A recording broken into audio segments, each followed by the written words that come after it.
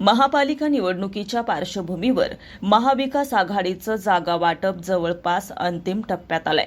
सूत्रांच्या माहितीनुसार उद्धव सेनेला 50 जागा, राष्ट्रवादी काँग्रेस शरद पवार गट 40 ते 45 जागा, मनसेला 25 ते 30 जागा, तर काँग्रेस मैदानात उतरली तर सुमारे 15 जागा दिल्या जाणार आहेत। ठाण्यात गेल्या काही दिवसांपासून सुरू असलेल्या चर्चांमध्ये मोठ्या प्रमाणात तडजोडी झाल्याचं चित्र आहे। उद्धव सेना आणि मनसेने विधानसभा निवडणुकीतील मतांच्या आधारे वागळे, किसनगर, घोडबंदर, जुने ठाणे, वर्तकनगर अशा प्रभागांवर लक्ष केंद्रित केलंय।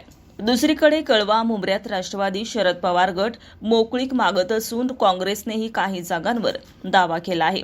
या ठिकाणी राष्ट्रवादी काँग्रेसकडून काँग्रेससाठी काही जागा सोडल्याची तयारी असल्याचंही बोललं जात आहे। एकूणच महाविकास आघाडीतील पक्ष तडजोडीच्या अगदी जवळ आलं असून लवकरच अधिकृत घोषणा होण्याची शक्यता आहे। रोकठोक महाराष्ट्राला सबस्क्राईब करा आणि बेल आयकॉनवर क्लिक करायला विसरू नका।